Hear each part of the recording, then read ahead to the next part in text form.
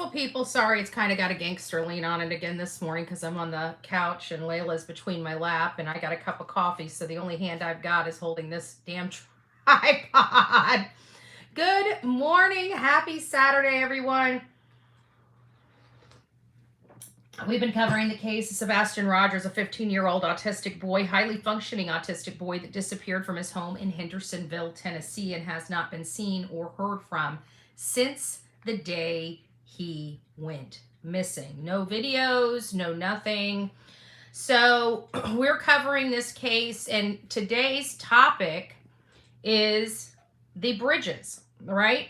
We know that 5 miles, if he left his home, they did a massive search of a 5-mile radius. That is 5 miles west, 5 miles north, 5 miles south, 5 miles east. 5-mile radius. They covered a lot of land and acreage. Hey, Maggie, it's nice to see you.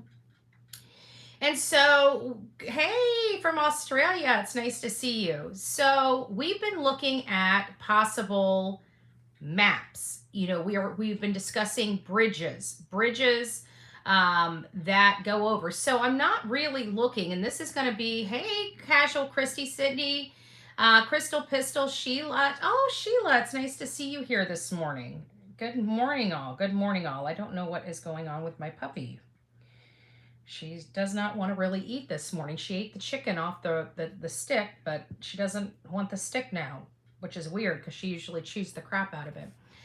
Hey, TN, it's nice to see you. Cheryl, Peggy, Judy, Don, Christy, good morning. Rebecca, good morning. It's nice to see you all here today. Good morning, Vita. Oh, hi, Delilah. They're saying hi to you, honey. Say hi. Say hi. Oops, sorry. I'm picking up with one hand. Sorry. She's not very, there she is. There she is. Say hi. Say hi, everybody. She's in my lap. I'm telling you, she's so damn cute. She's so damn cute. Phil, Crazy Times, it's nice to see you. Lori, Judy, good morning. Good morning. So I'm trying to think outside the box. You know, we've been talking about these bridges. We have 390 bridges in Sumner County. I wonder how many bridges we can eliminate that are within that 5-mile radius, right? Because there was a lot of wooded area in the Tennessee area. There's a lot of waterways in the Tennessee area, and you know, those are he hasn't been seen. Okay, that we all can agree that this boy just did not vanish, right? We can all agree that this boy did not just poof, gone, right? He didn't disintegrate, he didn't evaporate. He's out there somewhere. With the wooded area, the waterways that are there, the 390 bridges, I can tell you that I think just by statistical analysis alone, that he's somewhere in the Sumner County area, right? Just the statistical analysis alone, based upon statistics that we have, it appears that he would be still in the Sumner County area. So that's where we need to focus, in Sumner County. Sumner County has several cities that make up the county. So we need to look at those, but we need to be strategic. So I'm thinking that we need to start looking out, put that 5-mile block around the house where he disappeared from, right? The community he disappeared from. Put a 5-mile block and look around that. Now, it is my opinion, because Gallatin is familiar, White House is familiar, that those might be areas that need to be looked at a little bit heavier than, say, the Hendersonville area. The Hendersonville area, in my opinion, has been thoroughly searched. Now, how good those searches were, I have no idea. Again, I feel like the dogs weren't, you know, there was a hot mess expressed with the search dogs. It just seemed like there was a lot of, you know, hot and cold information that came from law enforcement related to the dogs, right? We have witnesses that stated that the dog was following a path and literally lunged into a retaining pond, which ultimately had that retaining pond drained and searched.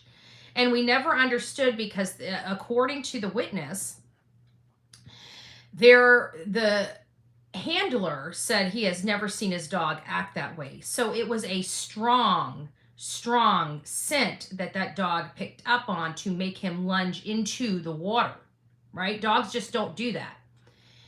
And then we learn on the back end that it was a false hit. And many of us that have watched dogs, have watched dog handlers, have done research in scent dogs, other type of dogs. All dogs are not cross-trained, nor can they be.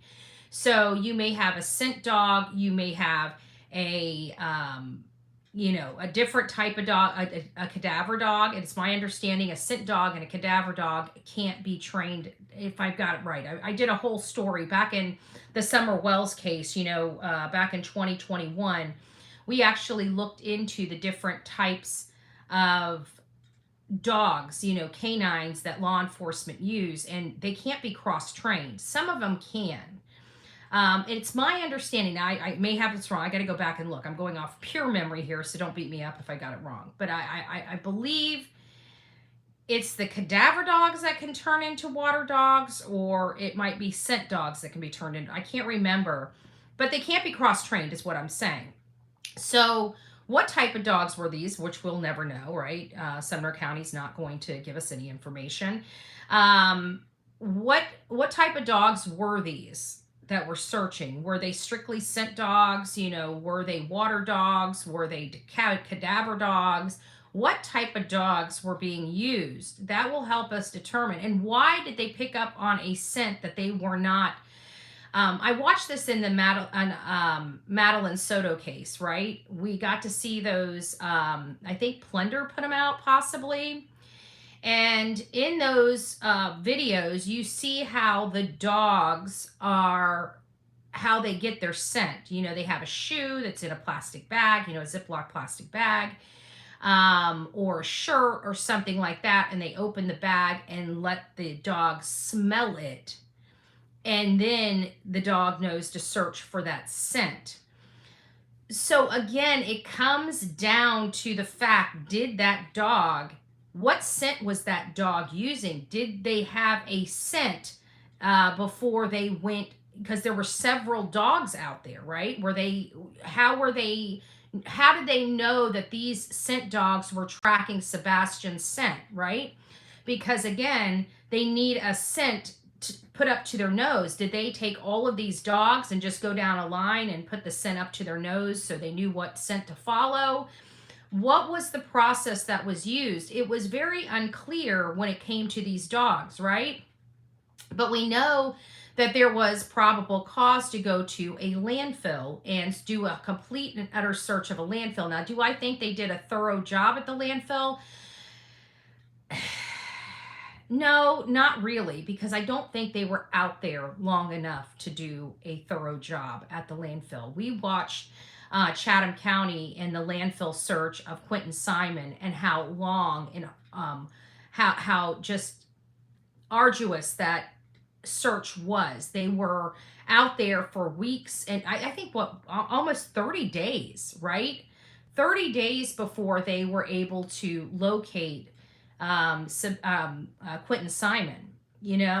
I think, if I'm not mistaken, does anybody remember? I can't remember. I know that Leilani is going to trial in August, right? At the beginning of, not August, October. In the beginning of October, I think her trial starts October 9th, related to Quentin Simon. And so we're going to try to be there. We'll see how everything turns out, whether the channel can be there, for the entire trial, or whether it's going to have to be one of these things where we're just there for a portion of the trial.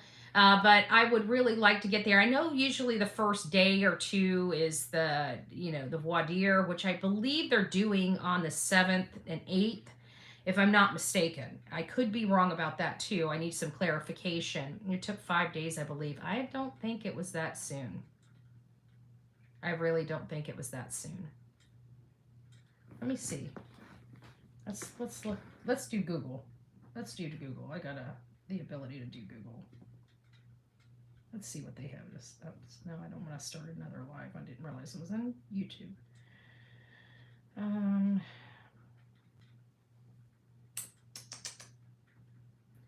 How long did the landfill search last for Quentin Simon's case? According to WSB-TV, in the days following the 6-week search for the child, Leilani Simon was arrested and charged with his death. Investigators believe Leilani Simon put Quentin's body in a dumpster, which ultimately ended up in a Chatham County landfill. So that doesn't tell me how long the search was. I remember it lasted a long time. It was a lot longer. It was more like 30. Yeah, I watched it. It was at least 3 weeks, probably more. Yeah, you see what I'm saying? And they were able to recover Quentin. Not, I'm not going to go into the details of that. Oh, before we get into this, I just want to take a little break. Don't forget to like, share, and subscribe. If you need to, just back out a little bit and give me a thumbs up. Southern sent me a keychain, a crocheted keychain, a coffee cup. Isn't that adorable? That's absolutely adorable. I just want to thank Southern for that. That's cute. That's absolutely cute. And also Brenda. Brenda noticed I got friendly stalkers too. I got friendly stalkers too, right? So Brenda noticed that because I had the last bag of Tony's in the freezer to keep the beans fresh, because when I go out of town I don't leave them on my counter. Oh, thank you. Oh, thank you, Patty. God bless you. And so Brenda noticed that I didn't have any Tony's on the counter. That Tony's coffee, if you guys don't know about the Tony's coffee, you guys need to go out and look for it and order yourself some. I'm telling you, this is some smooth stuff. If you guys are coffee drinkers and you love smooth coffee, I'm telling you, it's pretty stinking smooth. I mean, you don't really need to dress it up too much. You really don't. It's just that good. It's just that good. So I'm very appreciative of Brenda. Very appreciative of this. This is so cute. This is absolutely... What are you looking at? This is not a toy. Puppies. Puppies. Puppies. Just joking. She's so sweet. She's actually... I can't tell you guys any more than this puppy. Even though she's a puppy, she is like the perfect puppy, right? She gets herself into a little, like, she likes to tear up paper towels and stuff like that. But I mean, I expected it to be, knock on wood, right? I expected it to be much worse. I expected her teething. I expected to have shoes ruined, cords ruined, just a whole bunch of stuff just ruined, right? And it hasn't been like that with her. I'm very blessed. I've been keeping her, hard treats and stuff like that can get in, get back there in her teeth. Anyways, let's get back to the topic of the conversation. Oh, she's in my lap. She's always in my lap. Oh, that lady will never be Mother of the Year.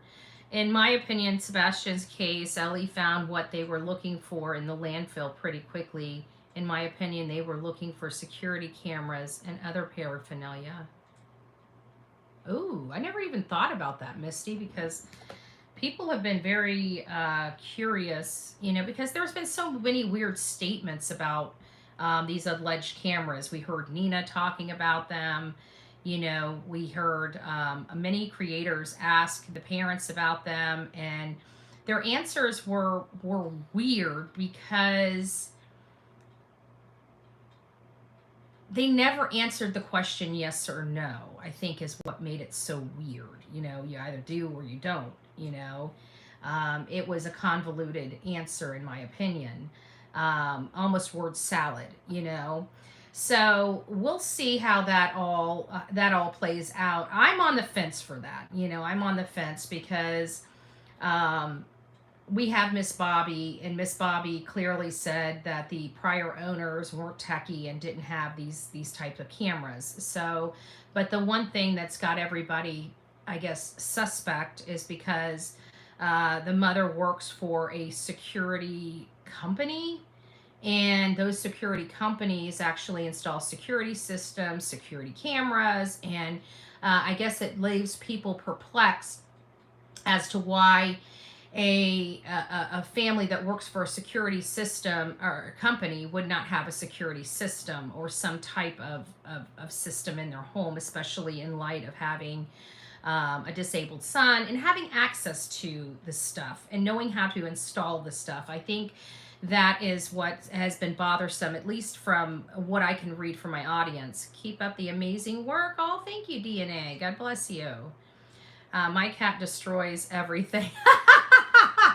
That's so funny. That's so funny.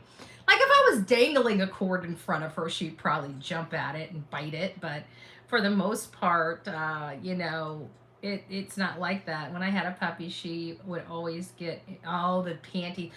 You know what? I was talking to Laura. I was talking to Miss Laura. We'll come back to the topic of conversation in just a second. But I was talking to Laura, and she has her aunt, her biological aunt, and she said that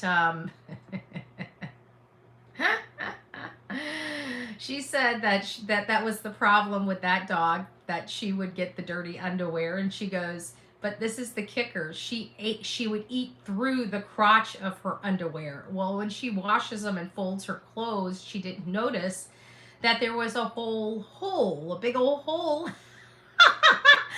And she, goes to get dressed and starts walking, at work, and she's like, that something doesn't feel right. And she realized she basically had crotchless underwear. TMI, I know, but it is a funny story, right? It is a funny story. So I haven't had that experience yet. She's only taken like a shirt, or she mostly takes my slippers. Like she loves the fabric or the scent, because I guess the scent might stay more so in the slippers than anything, but she likes the slippers. We're looking for paperwork, going through bags, showing papers to each other. That was strange. Yeah. The used evasive words in their response, Seth Rogers says. Yes, I have to agree with that. It's very evasive. They didn't get a clear-cut answer. So I think that's what that was all about. Now, the landfill search, in my opinion, like I said, it didn't last as long as what I would have for a thorough landfill search, right? It's very, again, arduous. It's very time consuming. It takes a lot of bodies. It's very stinky. It's a disgusting job out there. But when you're looking and you have a several ton pile that has been compacted, then you've got to use a little bit. You got to use a little. It takes a little longer to go through everything. I just didn't feel like, for the sense of, like, say, Quentin Simon, it didn't compare. If that makes sense, it didn't compare. So I'm very curious about that. But when you're looking at this situation and you're looking at the statistics and you're looking at potential paths of travel, and you're listening to law enforcement and how many acres that they've covered and searched and researched, allegedly, according to them, then it brings you kind of further out of that 5-mile radius. And so I'm not really looking for bridges in that 5-mile radius. I think we need to kind of do this a little more strategic. I think we need to identify the bridges closest to that 5-mile radius area and start looking at those, and then after those are cleared, move out to the next round of these bridges that are further out from those bridges. And I think because, again, you start from ground zero and work your way out. You don't work your way from the furthest point working your way in, right? That's good for, say, a escapee. You're going to want to have ground searches that are at ground zero, working their way toward the path of travel of the inmate. And you may want to have somebody further out blocking all that and kind of moving inwards, so you kind of cage them, if you will, right? That would be the only reason for that. But we need to look at strategy and statistics when trying to analyze this case. And at the end of the day, I believe, I talk to a lot of people, and it appears that, there wasn't disturbed ground anywhere that had been searched by law enforcement that we know of. Okay. And we know that there were some water searches. We know there were even more water searches with Seth and Tony when they were out there several weeks ago. I know that, Narkid Diver was out there searching, and other people were out there searching closer to the home.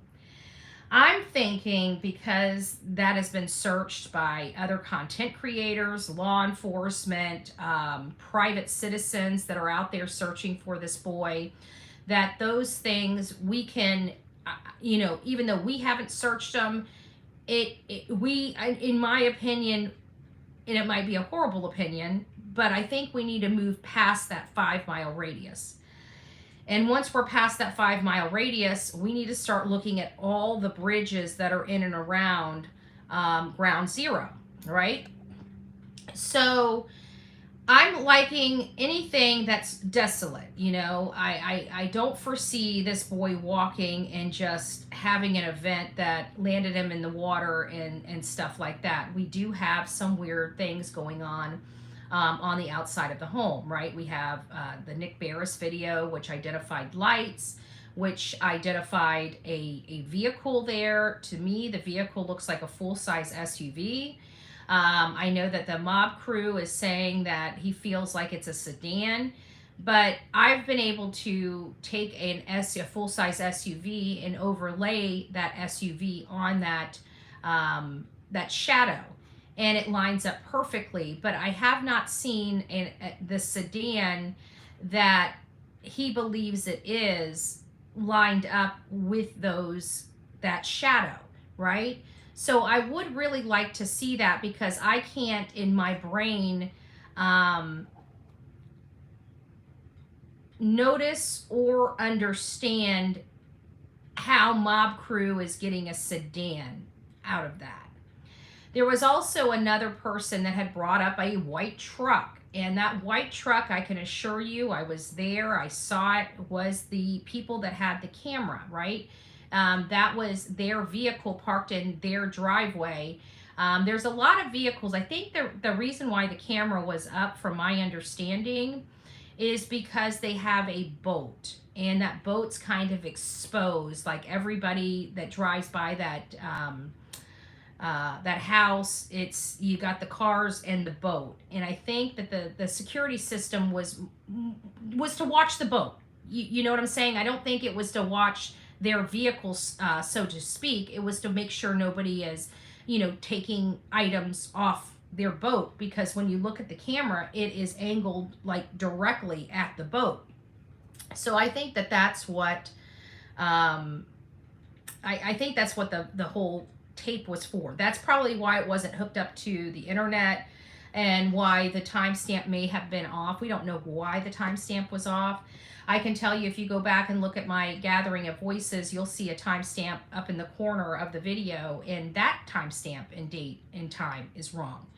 So if you've got a camera that's not hooked up to the internet, it's not going to automatically process the internet date and time. That means it has to be manually set. So even if they had manually set that date and time, say if they had a power outage or anything like that, it would have reset that date and time, right? So I don't want people getting hooked up on that video, because, Nick Barris has confirmed it. We've had law enforcement confirm it, and we've had a neighbor also corroborate it as from that morning of February 26th, which was Miss Bobby in the Miss Bobby interview. So, we do have that video, and I know that now there are some people creating, oh, well, look at the date, look at the time, it's all off, it's all off. Well, it's already been corroborated as happening that night, but according to Eric Craddock,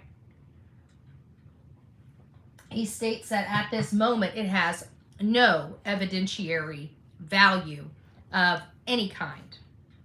So, but we see what we see, right? And you can't take that away from us. It is my opinion. It is Miss Bobby's opinion. It is other creators' opinion that have watched it. It's other people, other audience members that have watched this video, right? And according to Miss Bobby, she says on their end, they can clearly see the lights going to this vehicle. You can clearly see a light go out and another light go back toward the home. So again, we're still hung up on this.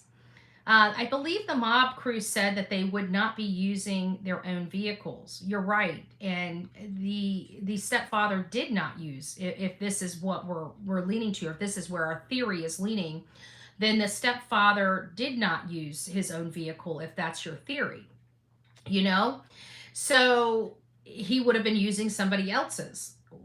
According to Miss Bobby and other neighbors that have come forward, no vehicle left Sebastian's home that night. From the time that they got home from the Texas Roadhouse, which after the Texas Roadhouse, many people, even Miss Bobby, stated that nobody saw Sebastian on camera. But that doesn't mean anything, because most people do pull into their garage and most people exit their vehicle and go directly in the house.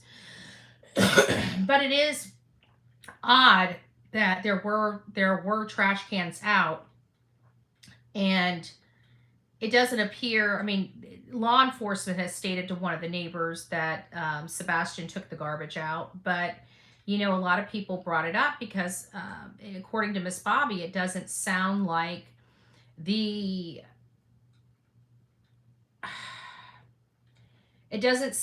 anybody captured or physically seen Sebastian walk it out, or it was unclear. It sounds like somebody's got something on a videotape, but we don't know what that is. Oh my God, Betty, my husky ate through my door. Oh, you got a big dog. This is just a little tiny thing. And not only that, did I tell you whenever I was in, I had my very first apartment, and the maintenance lady, apparently her dog was in heat. Why, I don't think a German Shepherd should be cooped up in a house all day, and she did walk the dog, but the dog didn't get near as much. Like the dog needed to be ran. Like you needed to take it to a dog park and let the dog run.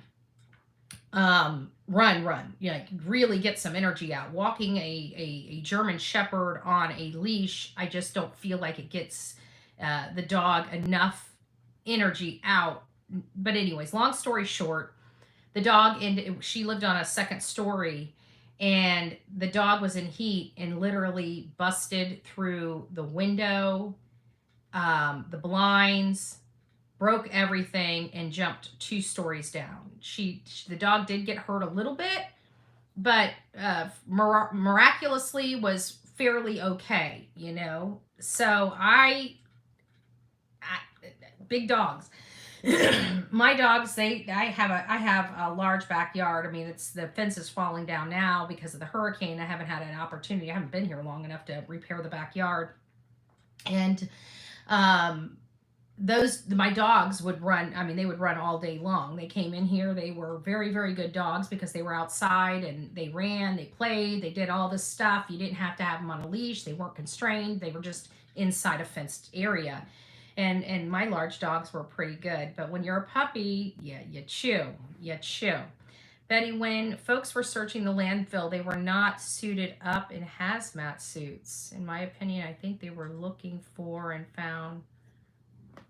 I think the hazmat suits. I don't know if anybody would go in there. I can't remember. I remember seeing them with big masks on.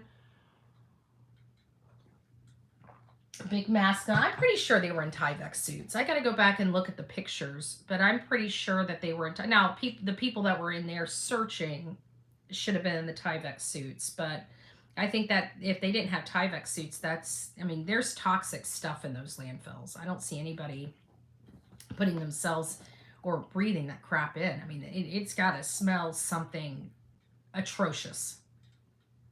In my opinion, I think an article of clothing was placed in the dumpster. Oh, maybe to throw dogs off. And surprise if I'd be surprised if Sebastian, believe it or not, in a lot of these cases, even with Brian Koberger's case, remember the lady that disappeared in his Pennsylvania community or near his Pennsylvania community? You guys remember that? Where's my vape? What did I do with the vape? Oh, she's laid on it. If you guys remember, there was another woman that disappeared and people had been searching for her, I want to say for like a year and a half or something like that. And, she had bouts of, drug use on and off.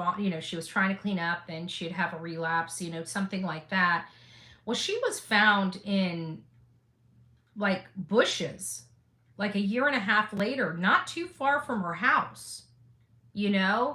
I kind of, it wasn't a case I was covering, so I didn't really follow up on it. We had that major case of the Idaho 4, Brian Koberger.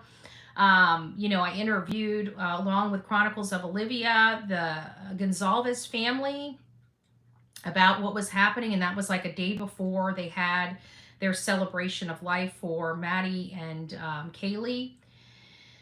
And it was the day before Brian Koberger was arrested, right? Because I remember speaking to them. We didn't put that in the clips, but we had a conversation. And one of the biggest fears that the Gonzalez family had with this celebration of life is that their child's, murderer would be somewhere in the crowd and come up to shake their hand. That was their absolute biggest fear that they had. And that morning was when they named Brian Koberger as the suspect, and he was already arrested. We were learning about this, I want to say about 7 or 8 o'clock in the morning, while we were sitting out in front of their home on King Road. That lady, again, just she was like within a few blocks of the house. They had search parties for this woman. Never found her. And then after Brian Koberger, her remains were found, and they were going to autopsy, but I don't know if whatever happened to her. Was it unconfirmed or anything like that? I don't recall. Since it was so early in the morning, I don't understand how they couldn't have caught something on a traffic camera in town. That's a problem. I think that's a lot of problems for everybody. Where are the traffic cameras? What do the traffic cameras say? Because I don't know how you can maneuver in that county without being seen on something. Like, there's a lot of people in that community that have Ring doorbell cameras. People have CCTV footage on their businesses. It's very hard to understand if this boy walked out of the house, why he wasn't seen on any camera.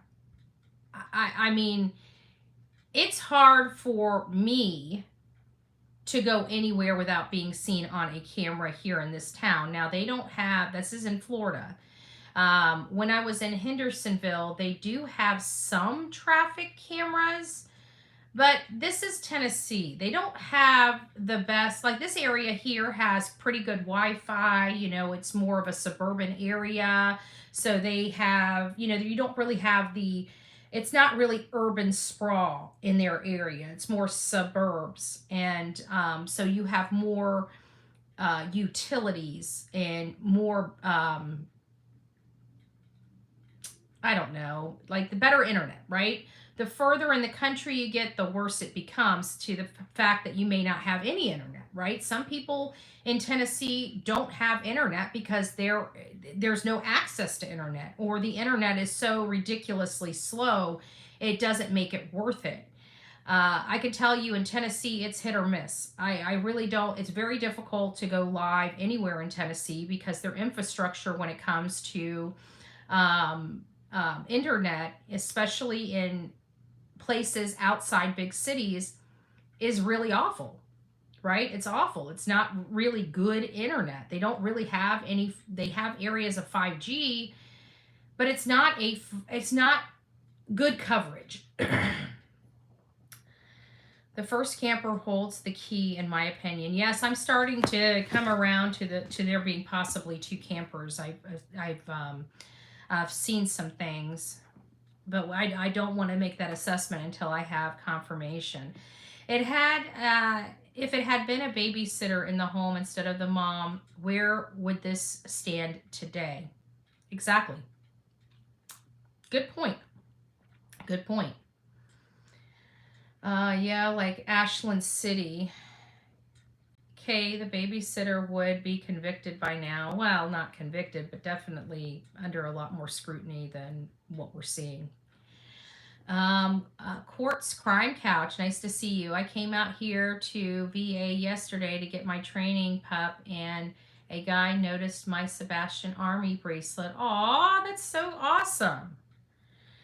They should never have taken the story as fact. They should have never labeled Sebastian as a runaway, and they should have locked down the home and done forensics. That's really what I feel should have been done, and we still have not gotten a clear answer on whether forensics have been done in accordance with the National Center of Missing and Exploited Children.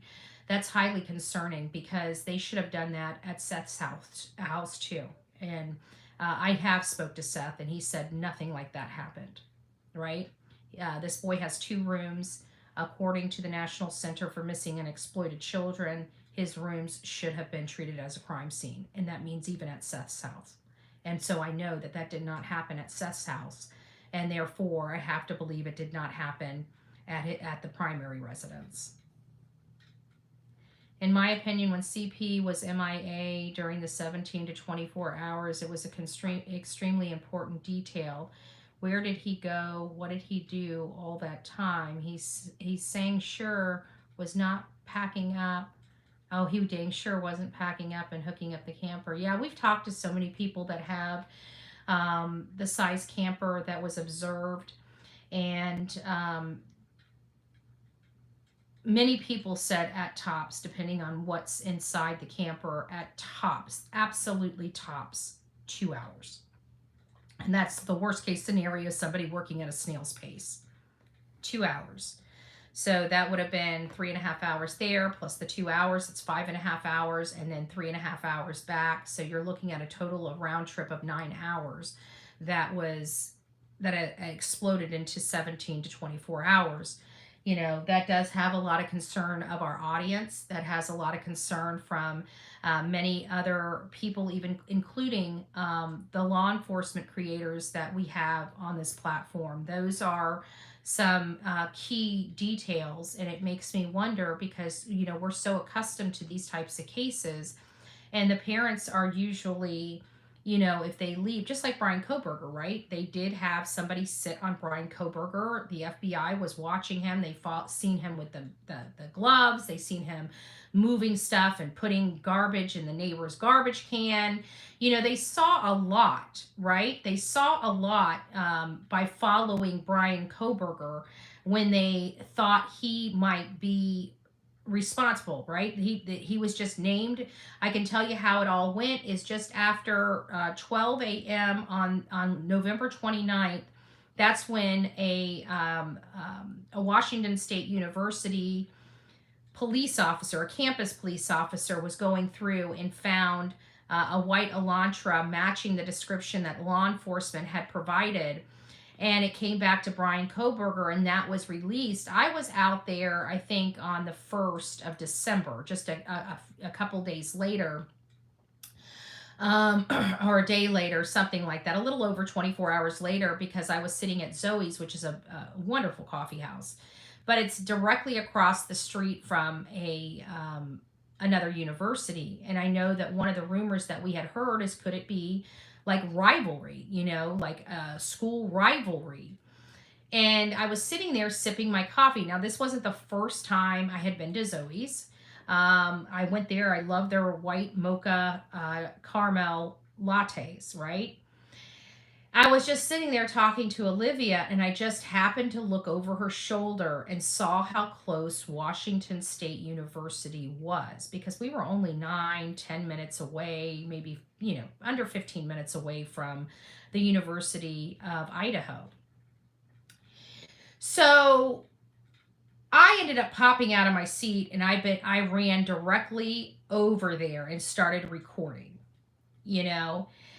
I didn't know that the assailant would eventually be a Washington State University student, but it was about whether it could be possible. And yeah, it could be possible. That was one thing that we got right. We were in front of Washington State University sign before any other news. Before any other news.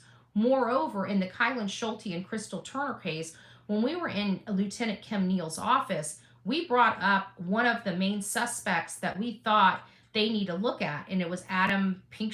I never been able to pronounce that man's name. The lady Mary at the McDonald's said we just call him Pinksowicz, but she says I know that's not how you pronounce his name. So I kind of picked up that Pinksowicz whatever name. But we were in Kim Neal's office, and again, very pompous. And, he basically laughed us out of the office and said, "We got this, go out and solve the crime," being very, very condescending and mocking. So you can imagine how much it meant when they named the person we brought up to Kim Neal. It was him. He was the one responsible for Kylan Schulte and Crystal Turner's death in Moab, Utah. So, a lot of people ask us, what do we do? How are we, doing? These are things that we've done. We even in Adam, what's his name? Colin Knapp's case in Pasco County, we were out there. We were pointing days before they found, I can't even remember her name now because it's been so many years, pointing to the direct location of where this woman was. But we couldn't get to it because of the swamp and the water moccasins. And we kept saying that she's right there. She's got to be right there, because we knew Colin's fence was broken. And so it only made sense because he tried to tell her best friend that when they came to swarm the house and come in and do the forensics, that they came in through the back, and that was the explanation of why the fence was broken. But there's no way law enforcement could have come through the back, because, again, they'd have to go through swamps and water moccasins to get to the back of their house. So it didn't make sense to me because I had already been back there. And we pointed over to where we thought she would be. And wouldn't you know, one of the neighbors, because, again, we were public, we were running this stuff live on our channels, neighbors were watching it, and one of the neighbors went out with his dog.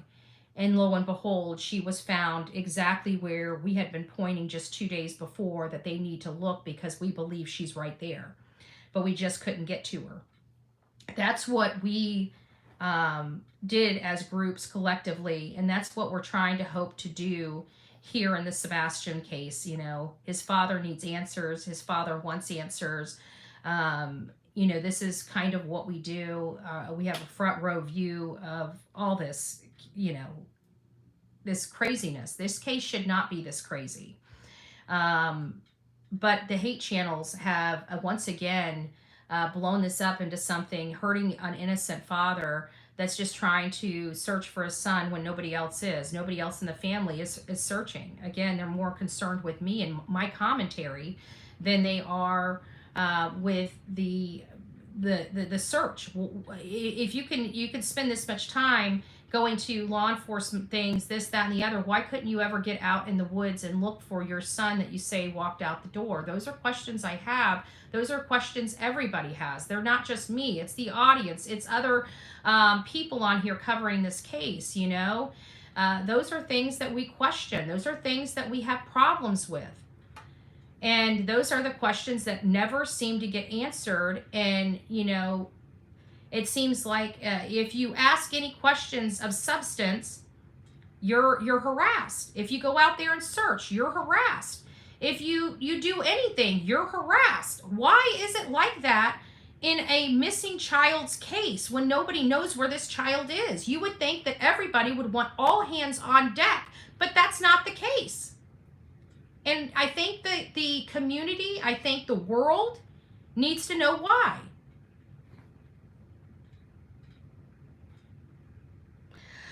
Yeah, Donna, well, the car, in working on the car, those came from the PIs, right? And we've already discredited some PI statements already that we were relying on because they said that they were PIs, right?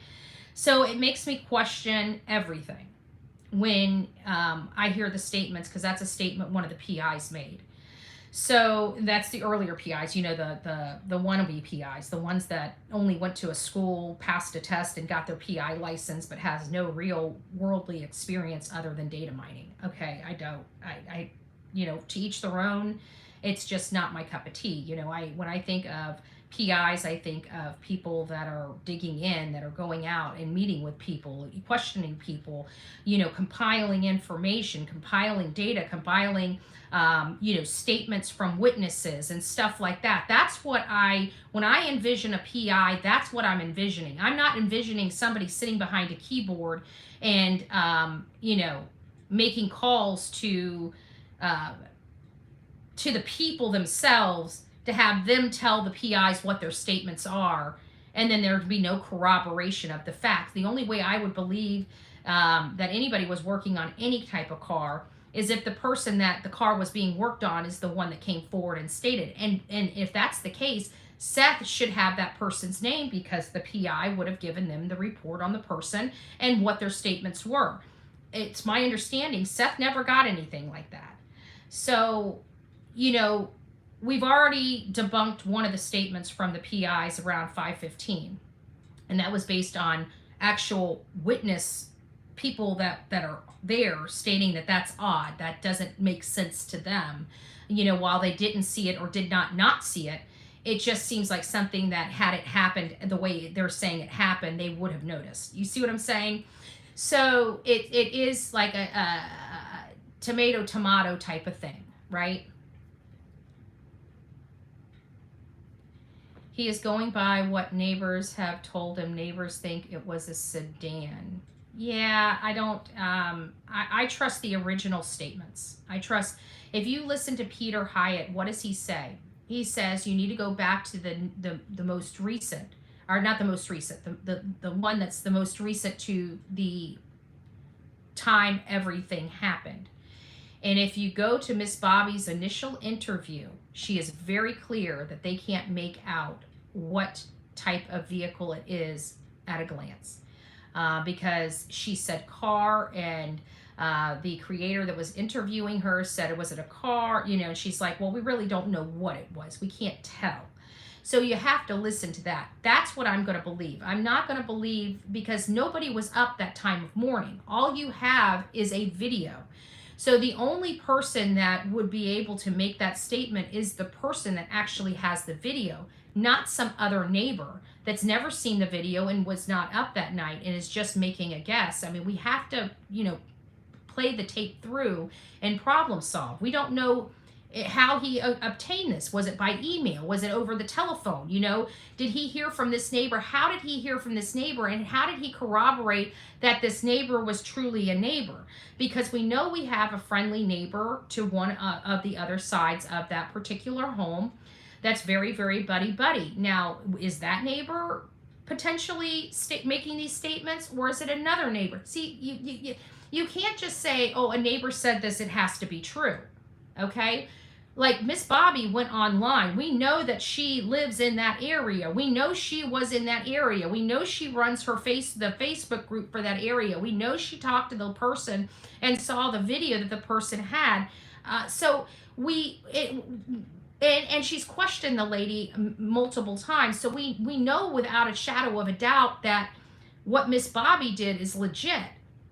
But now we're hearing of an unnamed other neighbor. That's kind of like the J for J garbage, with somebody calling in and saying, you know, there was a mattress and a pressure cleaner and all this other wild accusations that I felt like threw a monkey wrench into it that was untrue. I don't feel that those statements were necessarily true. Now, were all the statements true? Not true. I don't know.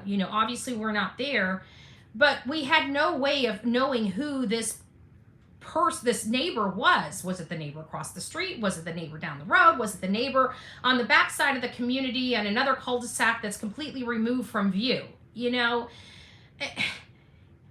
And then when you talk to other people, they're like, no, we didn't see that. It's odd. It's just odd.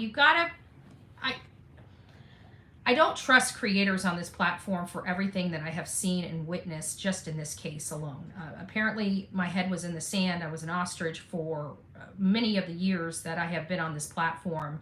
And now that the blinders have been removed and I saw the sneaky crap that was going on and how manipulative some of these people are, you have, not that anybody's, and people get catfished. I just want to throw that out there. Not that I'm saying anything about Mob Crew or anything like that. I'm just speaking in generality. You have to question and you have to corroborate every single thing you hear. You can't just take somebody's word for it. That's why it's so important to have boots on the ground that does investigative reporting on these cases, because otherwise you've got social media running rampant, right? My question that needs answers: why does he collect the RV, leaving frantic while her son just disappeared? Why get a new camper, then change? I don't know. I have no earthly idea, because you got to remember, I didn't believe they changed. I believe they changed RV parks, but I didn't believe they changed campers. According to the neighbor, there was a few cameras that went crazy around 3-ish. Again, it's the same neighbor. Who's the neighbor? Who's that neighbor?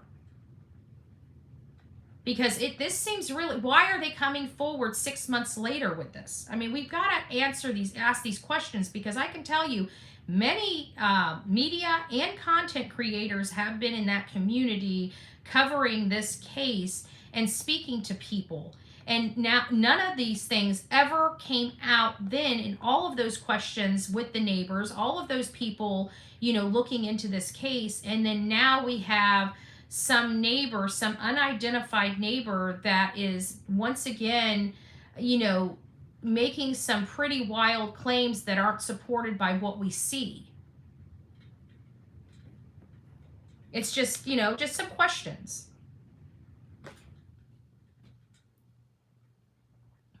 Let them beware. I'm from, they would have been arrested, by now. Yeah, a lot of people here are very unpleased. Maggie, Mob changed his mind. He's going to carry on about the car. He's not sure what the car was. And see, that's a problem. That's a problem, because we can line up an SUV with the dots. And it doesn't sound like Mob Crew has even attempted to line up one single sedan on that. And again, I'm not trying to call them out. And, people try to manipulate what I say and how I say it and stuff like that. It's just we differ in opinions, and these are the reasons why, right? These are the reasons why, is that we differ in opinions. We've got this. See the shadow on the back? Let me take this off. Let me transparent. Turn the transparency off. So we see a halo. You can almost see where the tag plate reader is on this, right there, right? And you see a whole half moon. I mean, it's like this on there. So I don't know how a sedan is coming out, because you wouldn't have this like oval. You'd have kind of like this and then this, because on a sedan, anybody has a car, go out and I guarantee you can just go out and look at your car. You have a bumper, it's smaller, it's thinner, it's not full size, and you have an angled window back there. It goes like this and then like this for the it's like almost like a a lazy L, right? If you look at it from the side, you kind of got like the glass goes like this, and then the bumper is straight, right? You got the straight, and then you got the diagonal glass. I don't see how any sedan in this particular halo would line up and line up with the front lights on the front of the vehicle, which we can clearly see. See, these are the lights on the front of the vehicle. Right there. You see that whites, those are lights reflecting on the grass. So this is where I have my issues, you know. This is where I have my issues. Let me see if that'll stay up long enough for me to, oh, nope, it won't. Shoot. Well, Delilah, can't you just hold it with your paws? Let me see if I can put my leg around it and keep it from falling forward. There we go. And then I'll show you. This is the, let me find my, there we go. This is the halo. You see the halo right here. You know, it goes all the way up. I mean, it's not a small little halo. You can see this is without anything overlaid. You can see, you know, the bottom of here, and it comes around and wraps right here. You guys can see that, right? I mean, you see a whole halo right here starting at the top and working its way down. This is too thick to be a trunk of a sedan, in my opinion. Entirely too thick to be a trunk of a sedan, in my opinion. It's huge. So let's look. I mean, and we had this weird light down here too. And when we put a full-size SUV up to it, you start seeing it come into play. That's what I want to see from Mob Crew right there, right? We want to see the overlay. We want to see it line right up to the halo on the back. This does. A full-size SUV. That's what I'm looking for right there. Something like that. That's what I would like, because when I see this and I see that halo, it looks pretty large. You can see the hatch on the back of it. If you blow it up, you can see a full hatch in that lighting source. A full hatch. And that's what's making me disagree with his findings of a sedan. Now, he does overlays, right? We watch the overlays. I disagree with his overlays. I think he had the one of the light sources entirely too close to the house. I've watched the video over. I've seen the area at night. I've seen the area during the day. There's no way that that person was that close to the back of that neighbor's house there on the corner, from my personal estimation. So I kind of disagree with that as well. But he knows how to overlay is the thing. So if he knows how to overlay and you're trying to convince people that this is a sedan, you would assume that the person would put the sedan in the overlay, right? So for me, that sees a full hatch can visualize what he's seeing, because maybe I'm missing something, right? So why would you do an overlay for one thing, make an assessment, but not prove your work?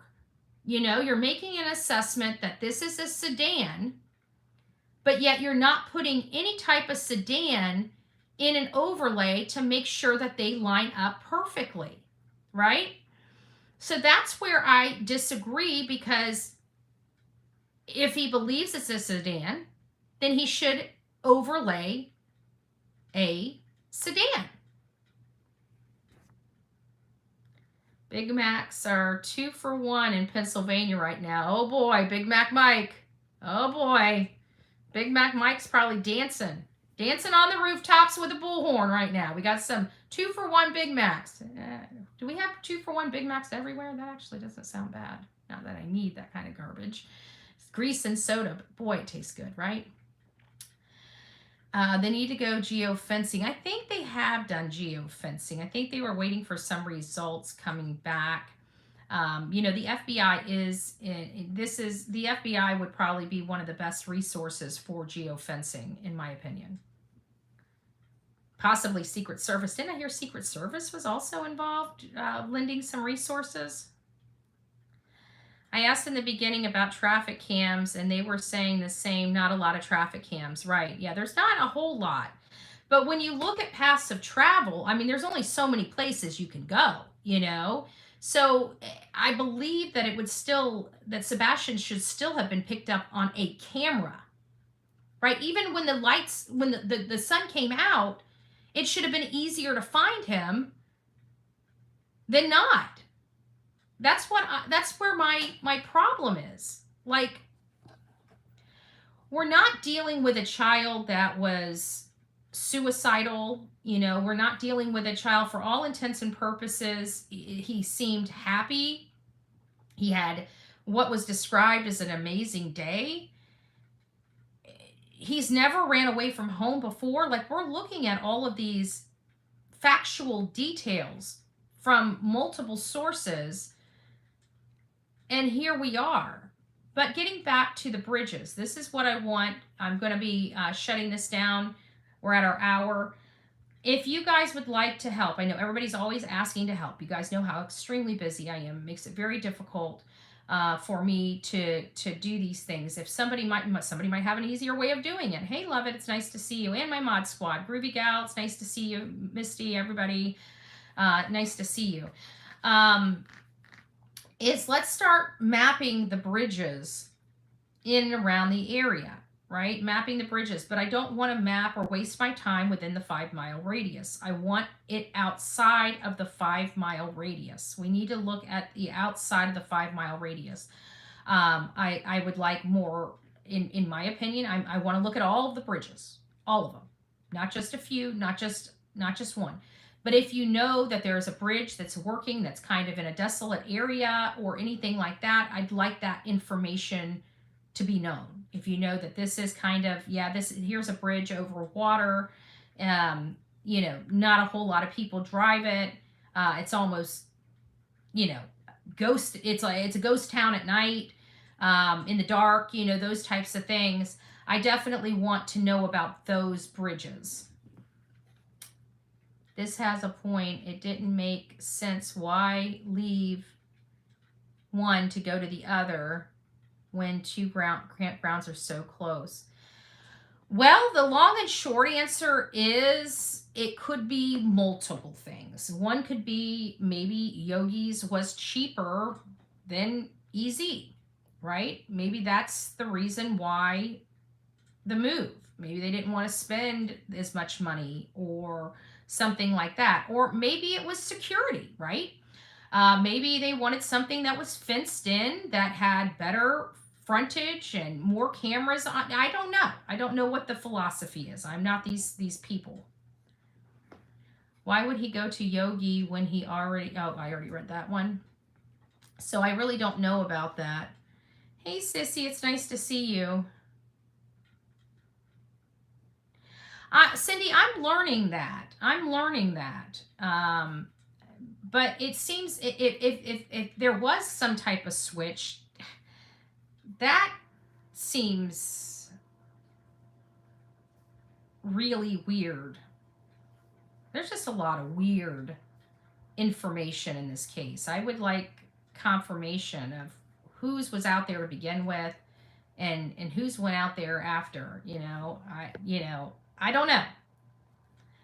Why would somebody care about getting a camper?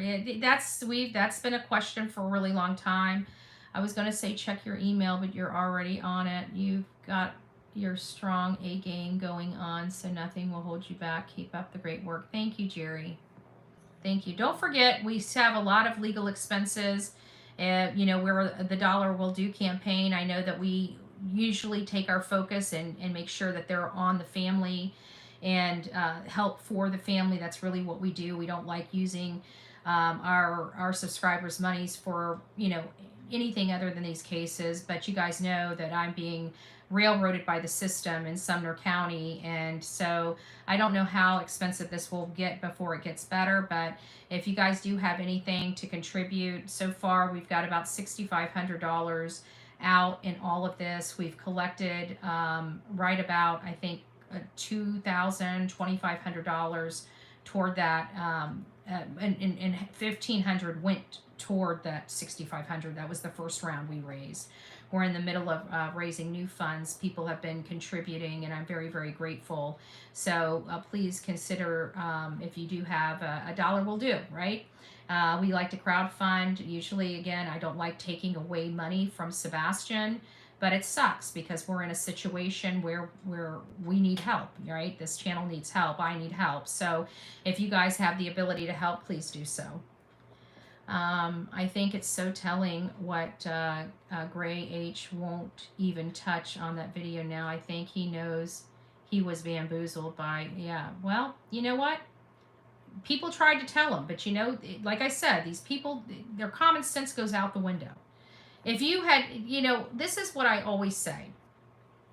If this was different and it was a man and a woman, a husband and a wife, or boyfriend and a girlfriend, and you were told that the wife slash girlfriend walked out the door without her purse, her keys, or her cell phone, what would you guys believe? And this is, you know, this is standard because we do this a lot of times, and I know exactly how you guys would believe. But for some reason, when it comes to a case where there is a son missing and was last seen by his mother, our philosophy changes. But yet we replace the boy with a girlfriend slash wife, and we replace the mom with a husband slash boyfriend. We've got different people saying different things, right?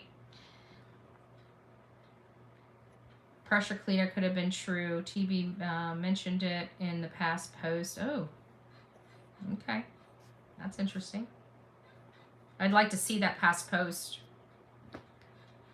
Love and prayers for Seth and Sebastian. Prayers that you find answers soon, Seth, and Sebastian comes home safely. Thank you, Cheryl. Our neighbors know more about you than you might realize. Living in close proximity means they can observe your daily routines, habit, when overhearing conversation. Well, we know that neighbors definitely overheard conversations. Money. Yada says money.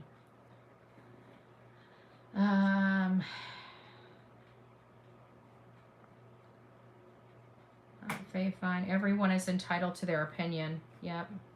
He pointed out which neighbor was speaking, which I was surprised. Again, you know, how did he meet these people? Is he in the area, or did somebody call him up and say, I'm Joe Blow? I've got, you know, this, you guys see creators manufacture information, overlay over videos, do a lot of creative stuff to throw people off cases. It's a very simple search to find out who the neighbors are in that community. A very, very, very simple search. So I'd like to know how he spoke to this person. Did he speak to this person on video chat? Or did he speak to this person over the phone or only by email? You know, these are questions I have because I know the sneaky crap that's done on these streets. You know, I don't know how long Mob Crew's been around. You know, I don't know if he's had these experiences before, but, you know, clarification is what's needed. You know, a lot of clarification. How was this person, how did he reach out to this person? Did he pick up the phone and initiate the conversation and that person called him back? That can solve the problem right there. If that's the case, then no harm, no foul. But if it's somebody reaching out to Mob Crew, giving him this information and saying that they're the neighbors, how does he know that they're the neighbors? You see what I'm saying? We've watched it all before. Nothing surprises any of us this day and age. Due to YouTubers being doxxed, their stuff was taken down and they went to other subjects. And that's my opinion. Well, we know who doxes people, right? Unintentional, like they're for no provocation whatsoever, right? When I put people out there, it's because I was provoked to do so. You're not going to sit there and trash me and try to think you're anonymous. Big difference. Mob Crew said he's working with.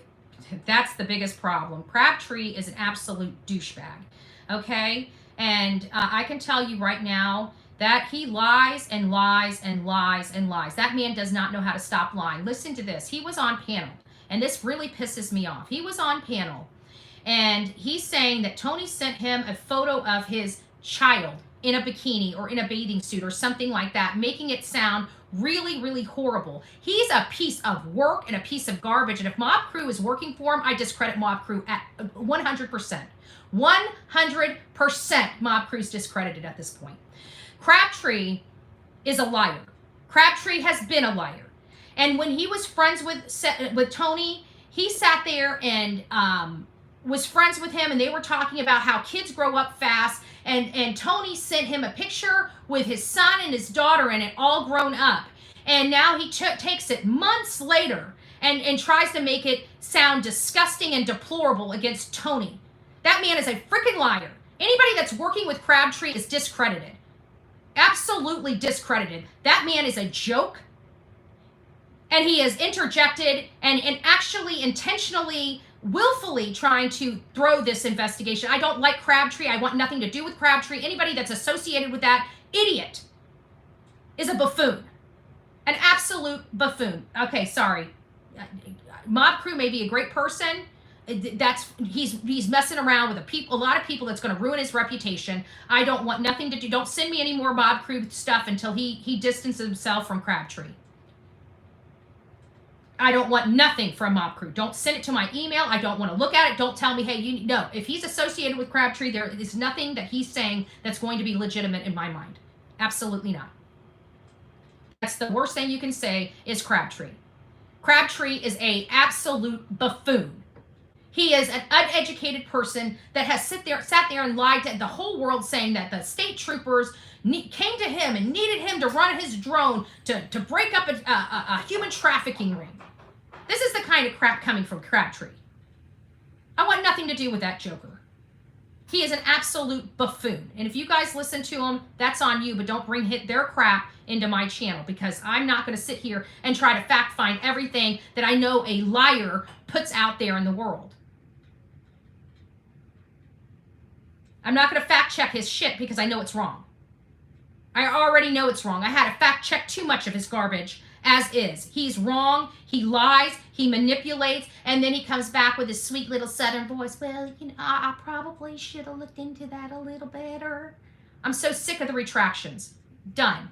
Done, done, done. Tell Mob Crew, if you have any care in the world for him, to distance himself from Crabtree and distance himself from that buffoon immediately before he starts becoming the buffoon. Well, then somebody needs to inform him to completely do a 180 on Crabtree.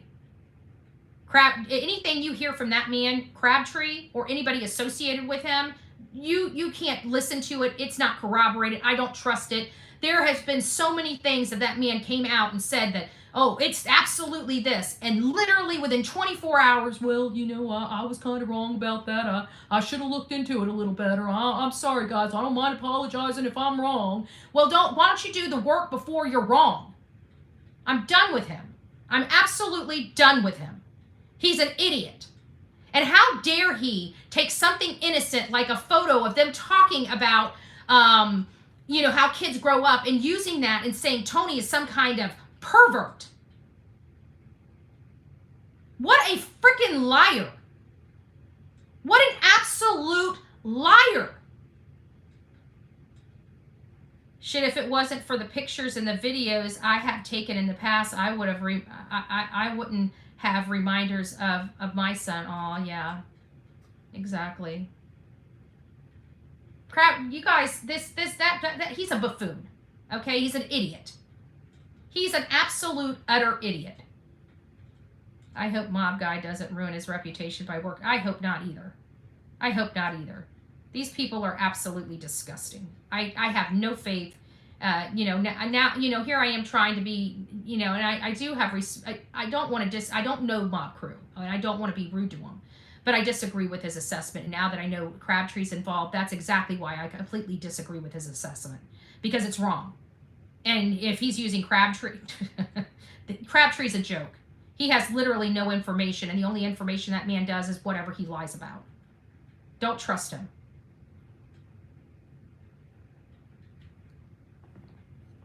He is all drama. He's you know what why do we call him Vagina? Okay? There's a reason why we've named this man Vagina. Do you think I like using that word out of my mouth on my show?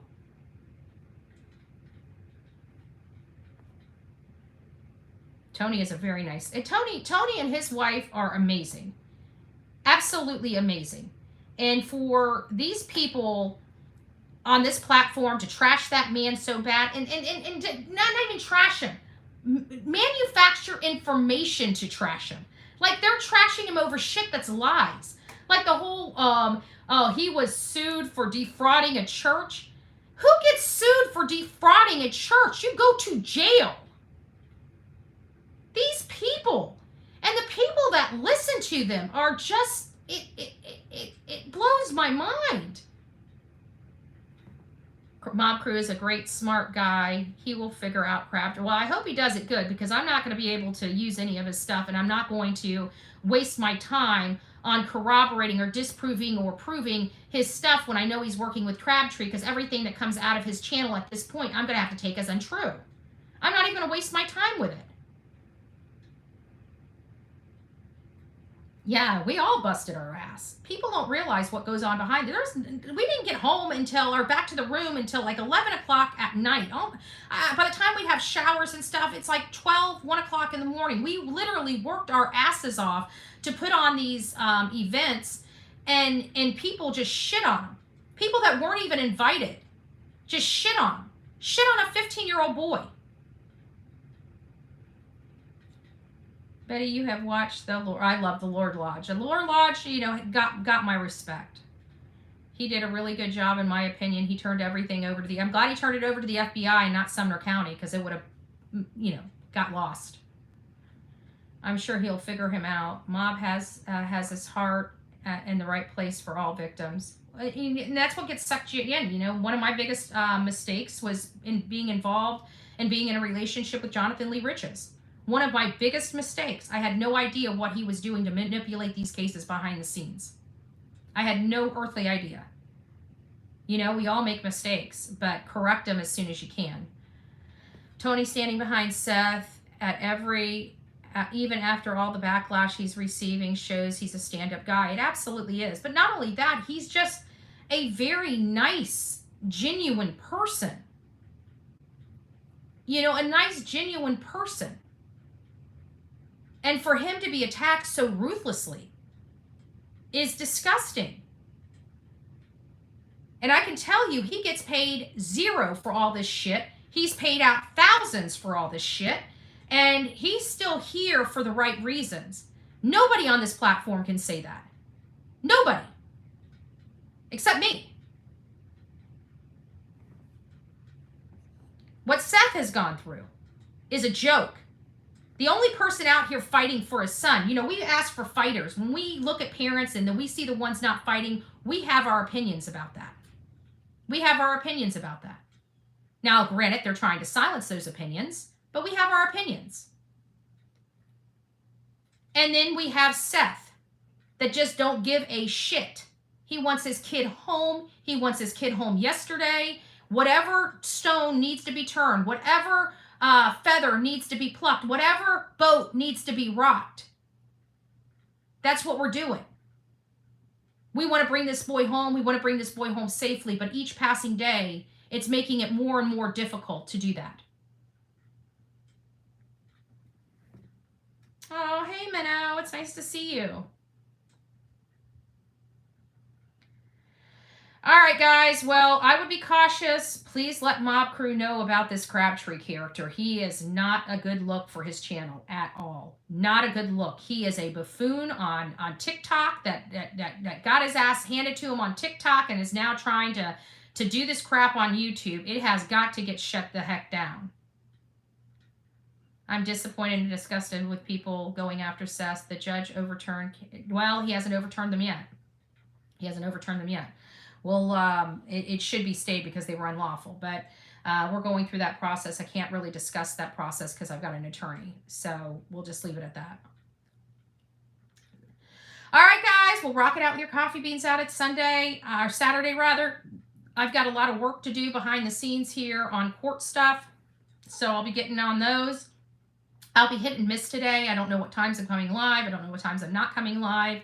But I would like to start looking at the bridges, okay? I know you guys do amazing work. Everybody's always reaching out, wanting to know how you can help. How can you help? You know how you can help? Look at maps. We've got to find all the bridges, and which we've got to take the ones that they're not. We got to do a process of eliminations. The ones that we know are not going to be plausible, we need to remove them, and we need to start focusing on the plausible bridges. and clear those. And then if we have time, we'll go back to the ones that we don't think it is and clear those as well. But we have to clear these bridges. We have to clear 390 bridges. I need your help. All right, guys, I love you. Rock it out with your coffee beans out.